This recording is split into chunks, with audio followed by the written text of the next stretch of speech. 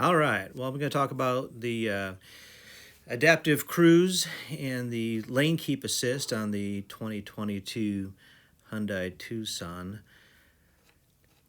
I'm driving down a back country road in Mississippi here and just experimenting with the lane keep assist. I'm taking my hand off the wheel for dramatic purpose to show how well the Tucson keeps in its lane. We're cruising between 65 and 75 on this backcountry road.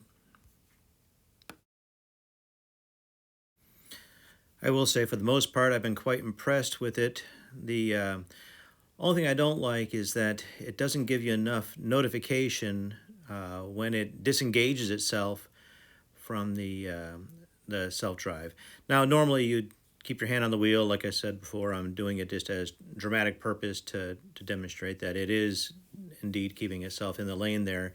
During normal use, you would keep your hand on the wheel and continue to drive. I'm just worried that as you get more comfortable with the lane keep assist, that when it disengages, you're not, there's no real audible alert or vibration or anything to let you know that it's disengaged itself, which is a little unnerving. You can see here I took my hand, put it back on the wheel, because it does sense that you're touching or not touching the wheel there, and it will show, remind you, hey, grab a hold of the wheel there if you're not.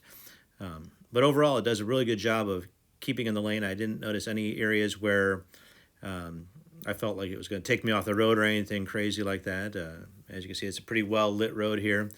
Coming up on the back of this other car, the adaptive cruise does kick in, and at this point here, it's already spotted the car and slowed me down now, and it's keeping its pace, its distance quite well. Again, pretty impressed with all of that so far. So as I was saying, the lane keep assist does have a green indicator with the steering wheel and the lane indicator to show that the lane keep assist is active. The only thing I don't like, again, is that if you put your turn signal on to pass around, it does take off the lane keep assist, which you'd expect, but I just feel there's too many little things you could do to disengage it, even as you're driving and as you become more comfortable using it, that you'll take for granted that it's going to take you where you want to go. I think it's more of a novelty than something you'd probably want to use all the time.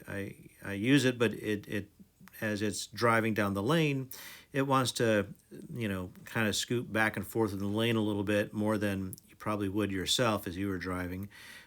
You'd probably be a little smoother. It's not bad, but you definitely get a little bit more motion than you would get if you were just driving it by yourself. Now, like I keep saying, this is lane keep assist. It's not intended to be any kind of self-driving function, but let's face it, that's what you're keeping in the lane by itself. Its intention is that it is assisting you in navigating the road. Like I said, it functions as it says it should, and it definitely will keep you in the lane and such. But in all practicality, how much it really gets used, time will tell.